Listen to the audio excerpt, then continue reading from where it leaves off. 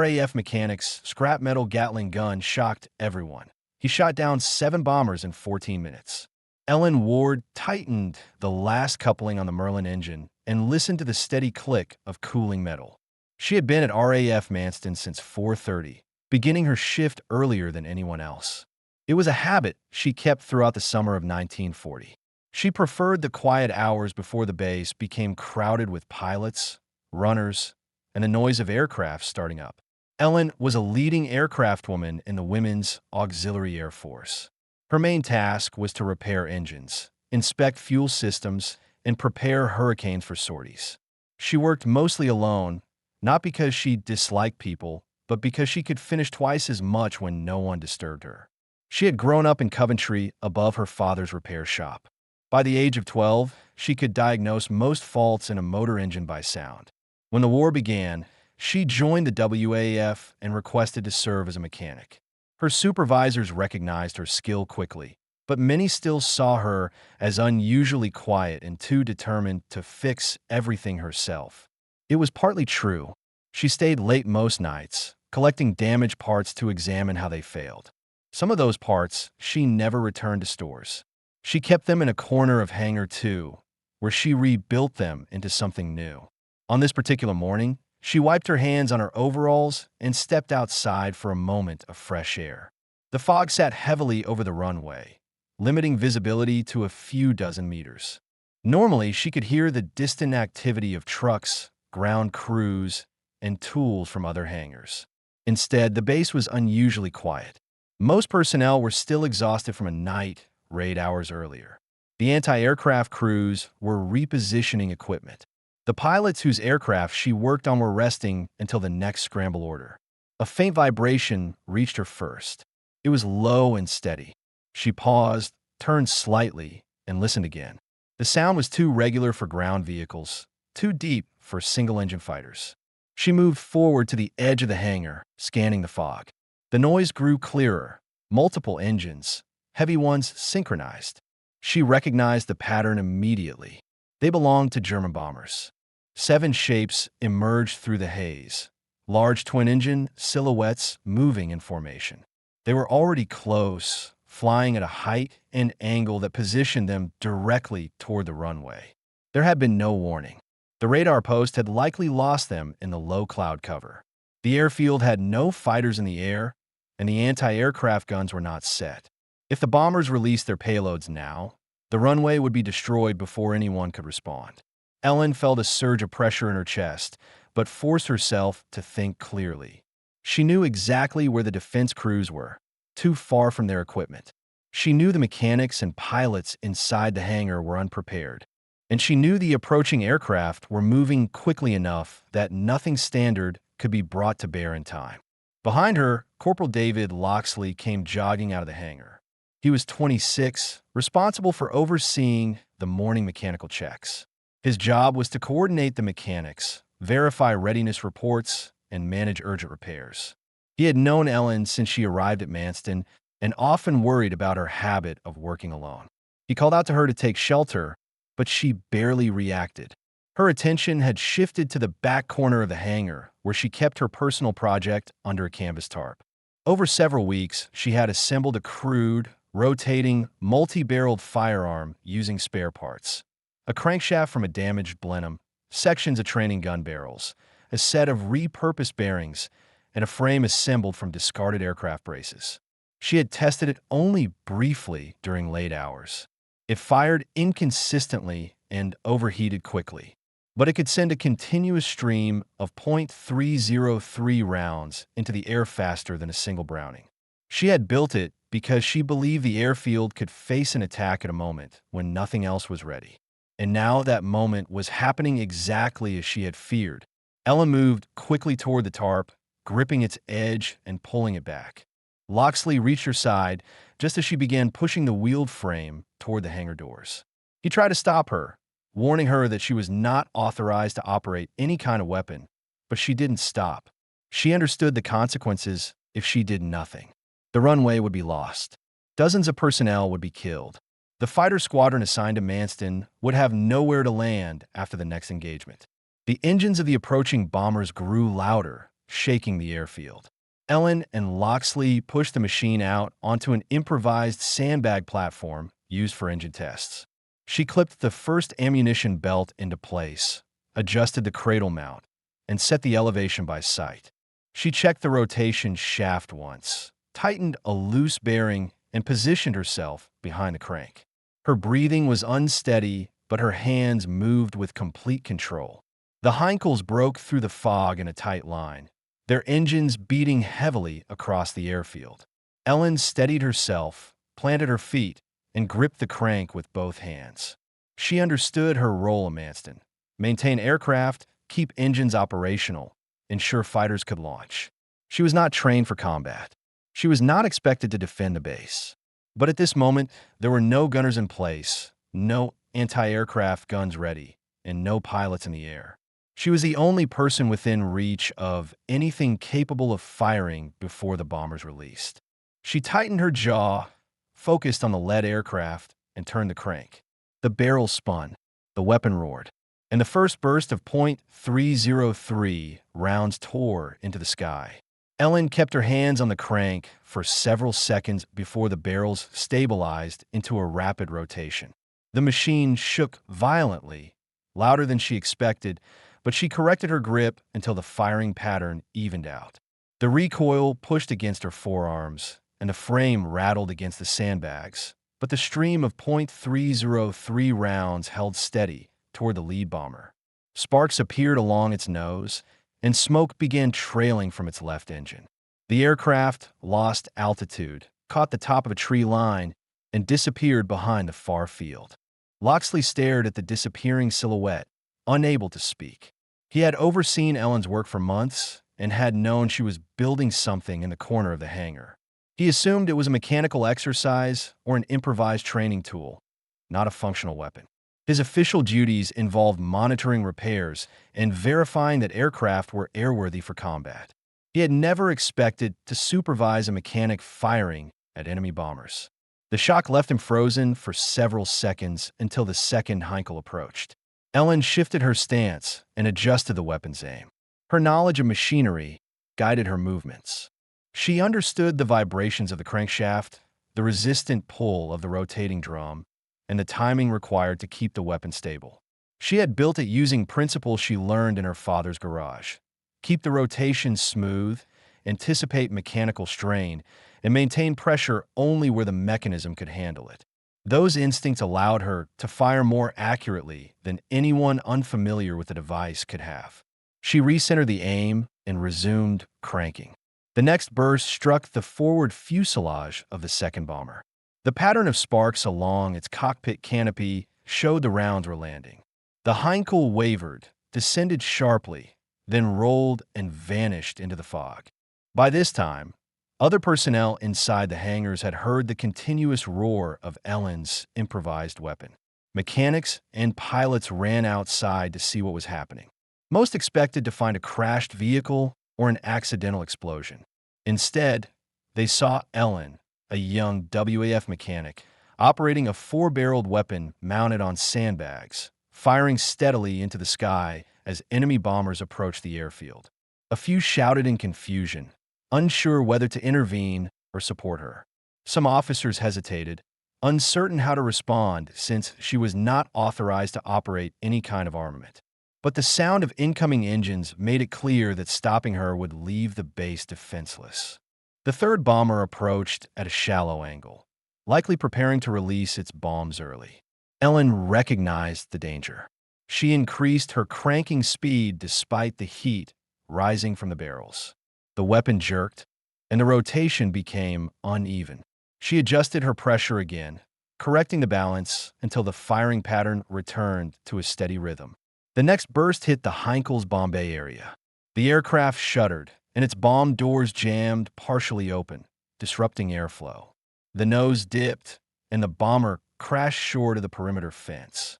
The recoil had begun to strain Ellen's arms, and the heat from the mechanism radiated through the metal crank. She ignored the discomfort and focused on reloading the ammunition belt.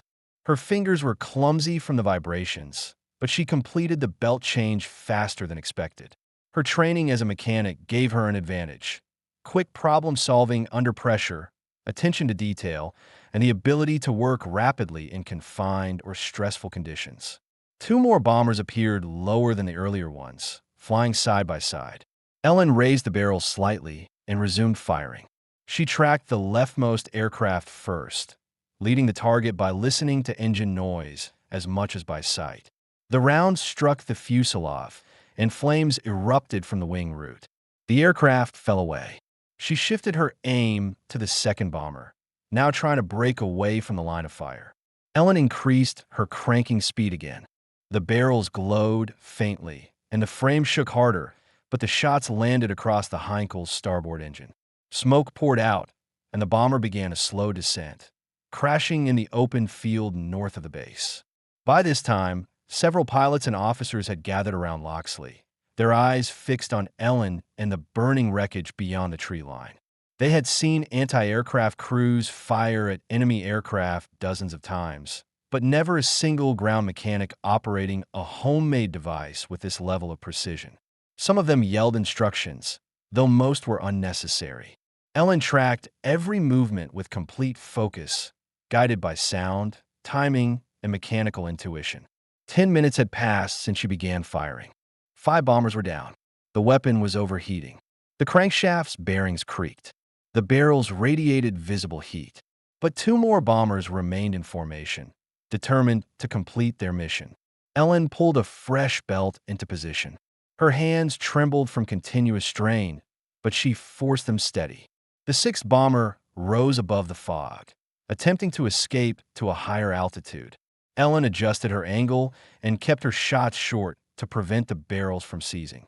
The rounds caught the underside of one wing, and the bomber stalled. It fell in a spiral, disappearing beyond the far hedgerow. The final Heinkel dropped altitude sharply, trying to approach the runway directly. Its intention was clear: release its bombs even if the crew did not survive the run. Ellen braced both feet, leaned into the crank, and drove the rotation at the highest speed the mechanism could sustain. The metal screamed. The frame shook violently. The firing became almost continuous. The rounds tore across the bomber's left wing root. A structural failure followed, and the aircraft rolled hard, struck the ground, and broke apart. With the final bomber destroyed, the engines faded into silence. Ellen stepped back from the weapon, her arms shaking, her hands blistered from the heat. Smoke drifted from the barrels. Loxley reached her side, but struggled to find words. Mechanics and pilots who had watched in disbelief remained frozen, trying to comprehend what had happened. Ellen looked out toward the fog and the distant impact sites. The runway was intact. The hangars were untouched. The people behind her were alive.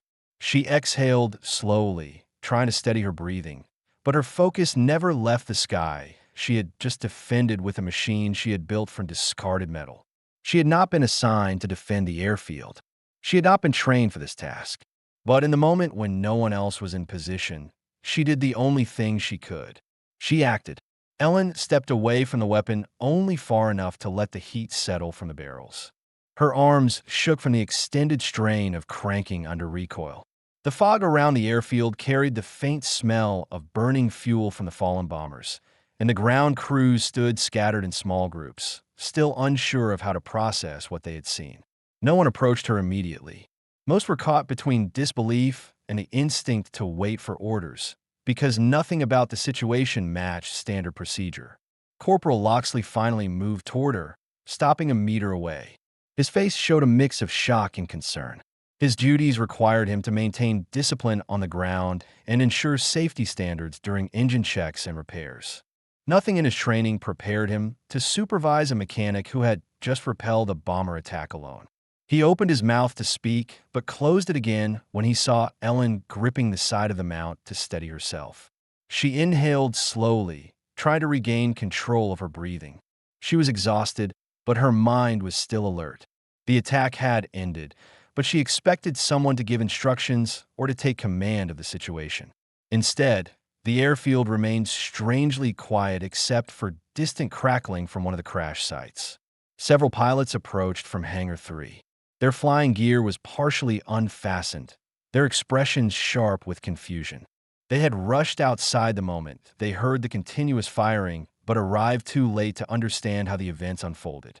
One of them, Flight Lieutenant Mark Halden, stepped forward.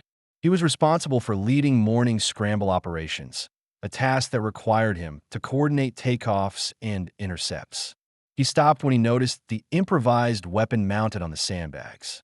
Halden examined the frame, the glowing barrels, and the fresh pile of spent casings scattered across the ground. He looked at Ellen, then at Locksley, trying to piece together the sequence of events. Before he could ask anything, the sound of approaching boots signaled the arrival of higher-ranking personnel. Wing Commander Harris appeared at the head of a small group of officers. He had been reviewing reports in the operations hut when he was informed of an unexplained defensive action on the field. He walked quickly, scanning the area. His job was to keep Manston functioning during one of the most active periods of the Battle of Britain.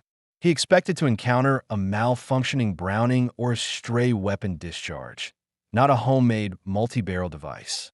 He stopped in front of Ellen and the weapon. His eyes moved across the barrels, the heat distortion rising from the metal and the improvised crank system.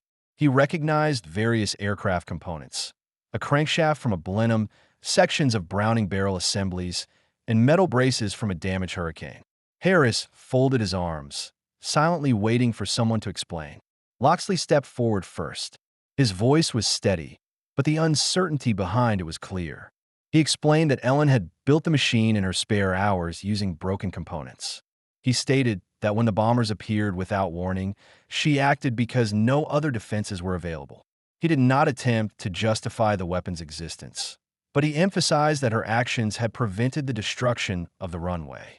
Harris turned his attention to Ellen.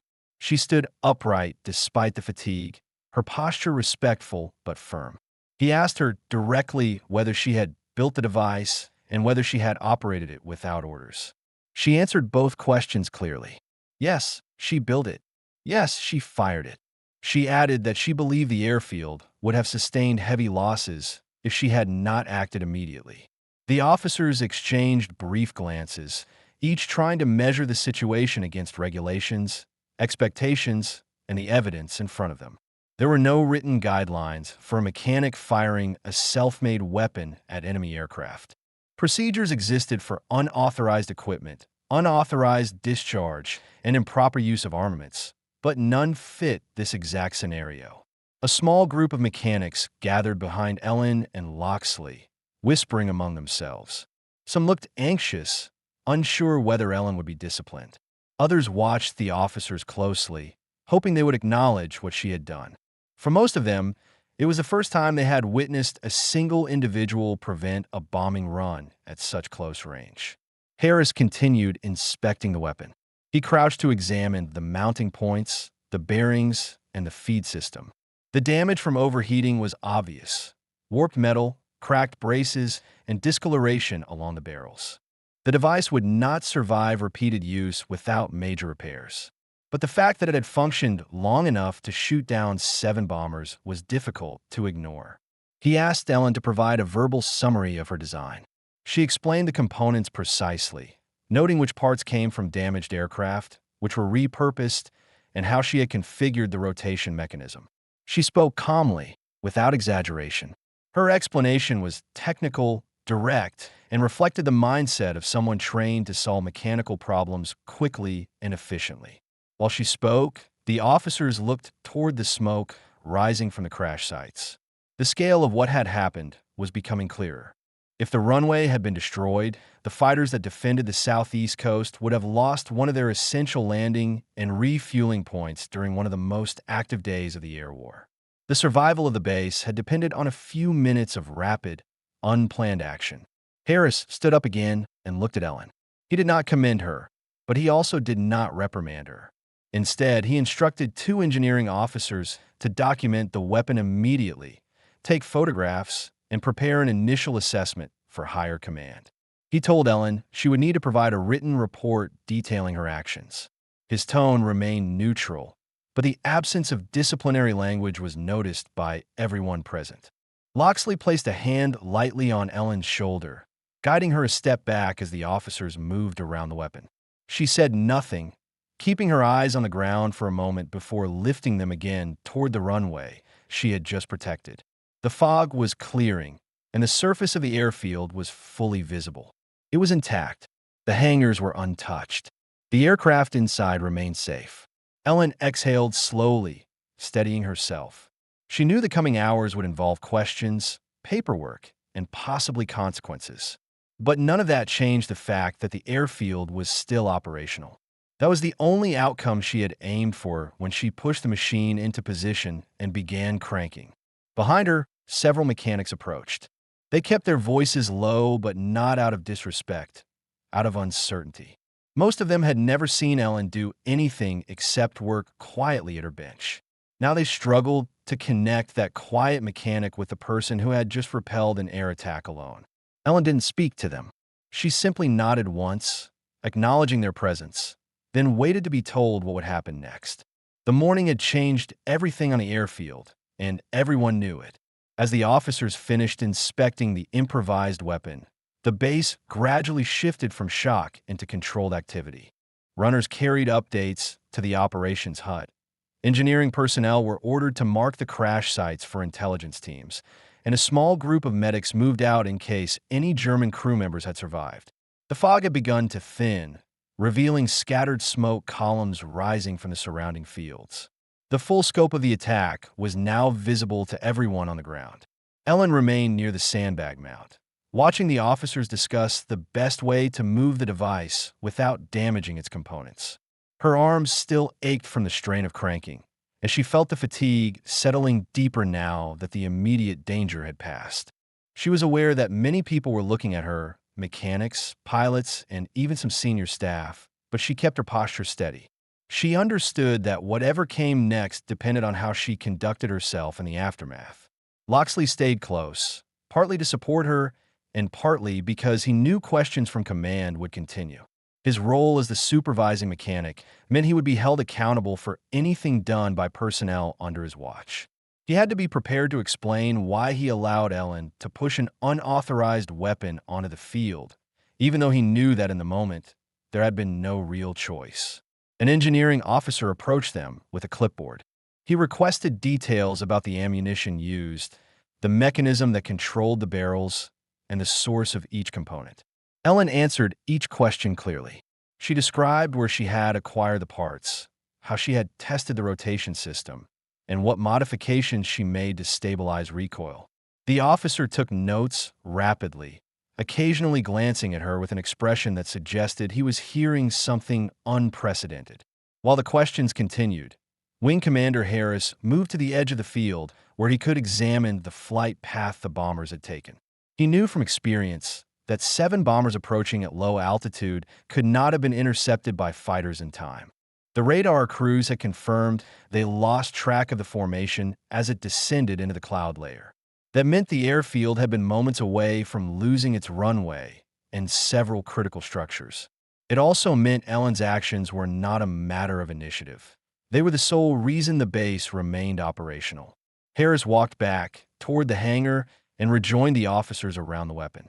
He stated plainly that command would require a full reconstruction of the timeline and that Ellen's report needed to be filed before evening. He did not issue praise, but the tone of his voice was noticeably different, measured, controlled, and absent of reprimand. The officers around him understood the significance. The absence of disciplinary language was a tacit recognition that Ellen's decisions had been justified by outcome. As the officers dispersed to assign tasks, several pilots approached Ellen more directly. They maintained a respectful distance at first, unsure how to speak to her after what had happened. One of them, Halden, the flight lieutenant responsible for scramble coordination, stepped a little closer. He had built his reputation on calm under pressure and the ability to adapt quickly in combat situations. Now he found himself trying to understand how a ground mechanic had matched that level of decisiveness. He asked her how long she had been working on the device. Ellen gave a short explanation, saying she built it during off hours because she believed there was a possibility of a low-level strike that would arrive before any fighters were airborne. Halden listened without interrupting. He looked at the glowing barrels and the cracked frame, then at the wreckage visible in the distance. He finally said, If you hadn't done this, we'd be digging people out of rubble right now." Ellen didn't respond immediately. She wasn't used to receiving recognition from pilots, especially officers. She simply nodded, acknowledging his point without showing emotion. Her focus remained steady, her posture controlled. The next task was moving the weapon to a secure location for further examination. A group of engineering personnel arrived with a trolley designed for transporting heavy engine parts. Ellen assisted them in lifting the device. The metal was still hot, and several of the braces were warped from prolonged firing. The engineering team made careful notes on the damage before securing it. Once the weapon was taken away, Harris signaled for Ellen and Loxley to follow him toward the operations hut. He needed their initial statements and would prepare communication for group command. Inside the hut, the atmosphere was tense but organized. Maps were spread across tables, showing patrol routes and radar coverage. Several officers were reviewing the morning's events. Harris directed Ellen to sit and began asking structure questions. When she first noticed the bombers, how quickly she responded, how she assessed the situation, and what led her to decide that using the weapon was necessary. Ellen answered concisely, maintaining the same calm tone she used when describing mechanical procedures. She explained that she did not expect the weapon to function at full capacity, but believed any fire would disrupt the bombers long enough to reduce the threat. She emphasized that she acted because no authorized defenses were available. Each answer was recorded carefully. When Harris finished, he leaned back slightly. He looked over the written statements and then at Ellen. He acknowledged that her actions prevented catastrophic damage and significant casualties. He stated that while the weapon itself was unauthorized, the circumstances left her no alternative. He informed her that her report would be forwarded to higher command for review. Ellen nodded. She understood. She also knew that whatever command decided, the airfield remained intact because she had acted against expectation. As she stood to leave, several personnel in the room watched her, some curious, some respectful. She exited the hut quietly, stepping back into the clearing air where sunlight was beginning to break through the last of the morning fog. The airfield was returning to routine operations. Mechanics resumed their work. Pilots prepared for the next scramble. Ground crews checked equipment. But everything felt different. The atmosphere was more alert, more focused. People moved with greater awareness of how quickly the situation could shift. Ellen walked back toward Hangar 2. Her hands were sore, and her uniform was streaked with oil and soot, but she resumed her duties without hesitation. She returned to the Merlin engine she had been working on before the attack. She picked up her tools, inspected the coolant lines, and continued working with the same precision she always applied. Those around her did not speak much, but their glances carried a clear message. The quiet mechanic who kept mostly to herself had changed the outcome of the morning more decisively than anyone expected. She did not seek attention. She only focused on finishing the engine test before the next sortie. But everyone on the base already understood that the events of the morning would not be forgotten. The engineering team secured the improvised weapon inside a maintenance shed adjacent to the hangars. They began documenting the structural damage, the burn marks on the barrels, and the stress fractures along the frame. Several officers stayed nearby, monitoring the process and preparing notes for the official report. The atmosphere around the shed was controlled but tense. Nothing in the RAF standard procedures covered a situation like this, and every detail needed to be handled with precision. Word of what had happened had spread across Manston. Personnel moved with a mixture of curiosity and restraint, careful not to interrupt official duties, but aware that something significant had taken place. A few ground crew members positioned themselves near the entrances of the hangars, watching Ellen as she walked between workstations. Their expressions showed recognition, but they kept their distance. They were unsure whether approaching her would be appropriate while the investigation was still underway. Ellen continued her tasks without pause. She completed the coolant inspection on the Merlin engine, ran the pressure test, and reconnected the ignition harness. She moved with her usual quiet focus. What she had done earlier that morning did not change her responsibilities. Aircraft still needed to be repaired, and the squadron still depended on the mechanics to keep them serviceable. Loxley remained nearby, monitoring her in case she needed support. He knew the adrenaline from the attack had worn off, and her body was now feeling the full weight of physical strain. He saw the redness on her palms and the stiffness in her shoulders, but Ellen continued working as if she intended to finish every task scheduled for the day. At one point, he approached her and suggested she take a few minutes to rest. She thanked him, but said she preferred to keep working until she received further instructions from command. Shortly after midday, Harris sent word for Ellen and Loxley to meet him outside the operations hut. When they arrived, he introduced them to two officers from Group Command who had flown in from a nearby station. Their role was to collect first-hand accounts and determine how the event fit into operational records. One of them, a squadron leader, asked Ellen to walk them through the exact steps she had taken while preparing the weapon. She described the sequence with the same clarity she had used earlier: removing the tarp, wheeling the device out, stabilizing the mount, aligning the barrels, loading the belts, and adjusting the crank under recoil. The squadron leader made detailed notes, occasionally asking her to repeat a measurement or clarify a part's function. When he finished, he examined her hands. The blistering was visible, and the skin along her knuckles was scraped raw from the vibrations. He made no comment, but wrote several additional lines in his notebook. They then walked to the sandbag mount where the weapon had been positioned.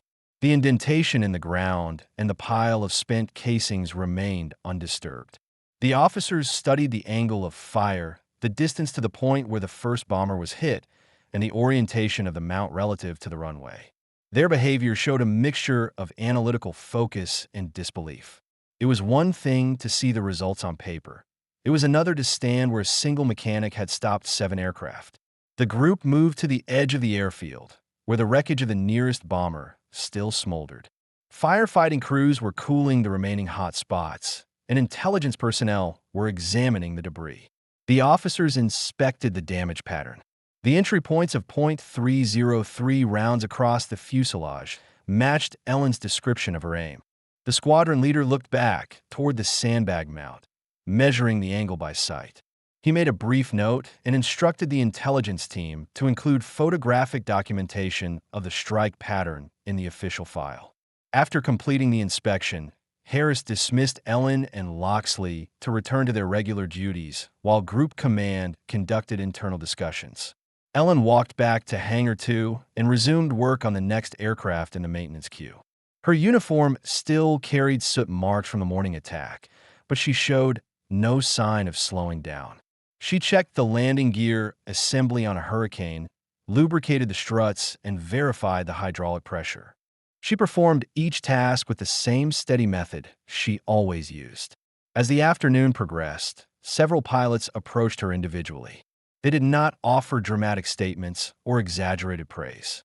Instead, their words were brief, direct, and practical, expressions of respect from professionals who understood the difference between speculation and outcome.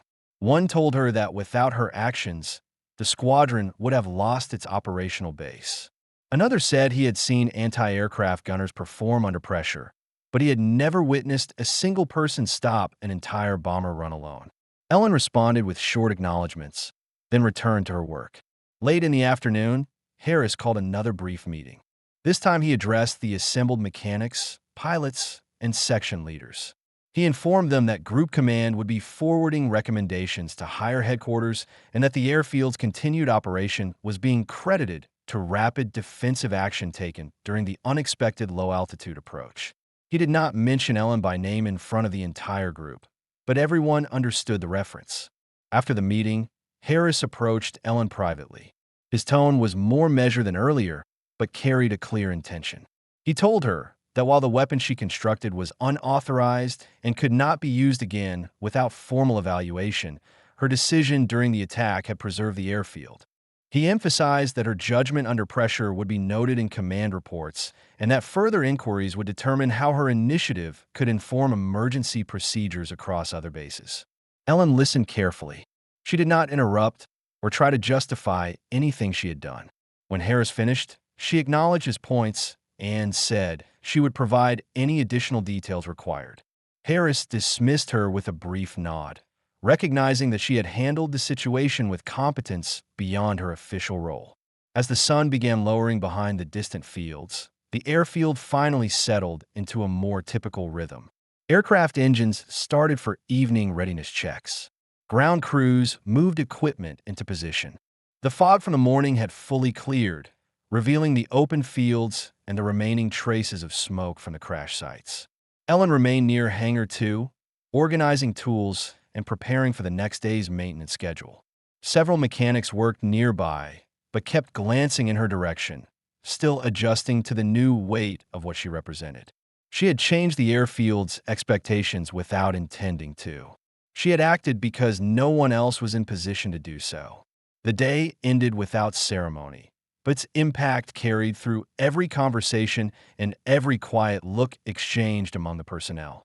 Everyone understood that the airfield had come close to destruction. Everyone also understood that it had not happened because one mechanic refused to stand aside. As evening settled over Manston, the activity around the airfield returned to its usual rhythm. The sound of tools, engines warming, and ground crews preparing for night operations filled the space that had been silent during the morning attack. The wreckage in the surrounding fields still smoked faintly, but the immediate danger had passed. Mechanics focused on ensuring that every aircraft scheduled for patrol would be ready before dusk. Pilots checked their gear and reviewed flight plans. The base functioned as it always did, but the pace carried a new level of awareness. Ellen remained in the hangar longer than most of the others. She finished the last maintenance report of the day and organized the tool carts for the night shift. Her hands were stiff from the injuries she had sustained while cranking the weapon, and the skin along her palms and fingers was sensitive when she grasped certain tools. Despite the discomfort, she completed each task without modification to her routine. She wanted no special treatment and made no attempt to draw attention to what had happened. Loxley approached her with the evening roster, indicating which aircraft needed servicing before the next day's operations. He hesitated before handing her the clipboard, still concerned about the strain she had endured. Ellen accepted it without comment and scanned the list. She nodded once and placed the clipboard on the workbench for the next shift. Loxley lingered nearby, unsure whether he should say anything more. Eventually, he simply told her that the base would not forget what she had done. Ellen gave a small nod, but did not respond. Outside, the engineering officers finished their final documentation of the improvised weapon. They had removed it from the shed earlier in the afternoon and dismantled several parts for closer examination. The device lay on a reinforced table, surrounded by measuring tools, notebooks, and photographs taken in sequence. The officers concluded their work just before sunset. They secured the components in crates to be transported to a regional technical facility the next morning. Although they did not express personal opinions in front of the enlisted staff, their quiet discussions suggested that they understood the significance of what they had analyzed. As darkness approached, Harris called a brief end-of-day meeting for section leaders. The purpose was to finalize readiness status and prepare for expected enemy activity during the night. At the end of the meeting, Harris mentioned the morning attack once more. He stated that the airfield's ability to continue functioning was due to rapid, unconventional defensive action taken in a moment when all standard response systems were unavailable.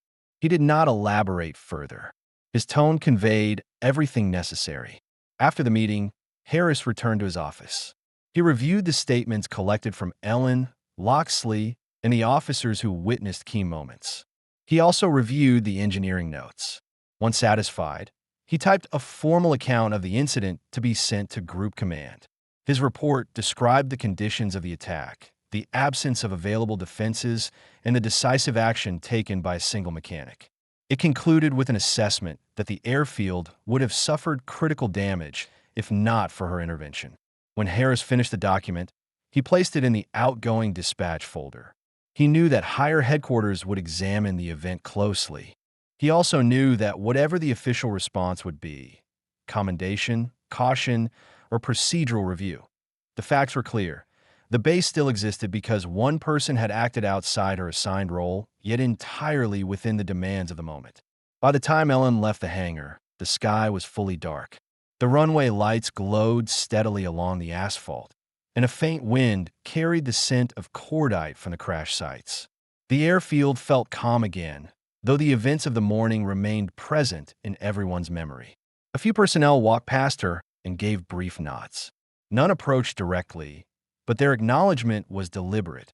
Ellen made her way toward the barracks. The fatigue that had been building throughout the day began to catch up with her. Every step reminded her that she had spent nearly all her physical strength on the morning's defense effort. She reached the entrance, paused for a moment, and looked back across the airfield. From where she stood, she could see the silhouette of the hangars, the control tower, and the faint lights of ground vehicles. It was difficult to believe how close everything had come to destruction only hours earlier. The thought remained steady in her mind, not as a source of pride, but as a factual assessment of the day's events. Inside the barracks, she washed the oil and grime from her hands as best she could without aggravating the blisters. Her uniform smelled faintly of burned metal and lingering smoke. She placed her boots neatly beside her bunk, the same way she did every night, and lay down. Manston continued its routine outside. Night patrols, readiness checks, spotters scanning the sky for incoming aircraft. The base functioned because the runway was still intact and the hangars still stood. That single truth connected everyone on the station. For Ellen, the day ended without ceremony. No speeches, no formal acknowledgement, no immediate recognition. She didn't expect any. She had acted because action was required at a moment when hesitation would have allowed the bombers to complete their mission. Her role, as she understood it, remained the same.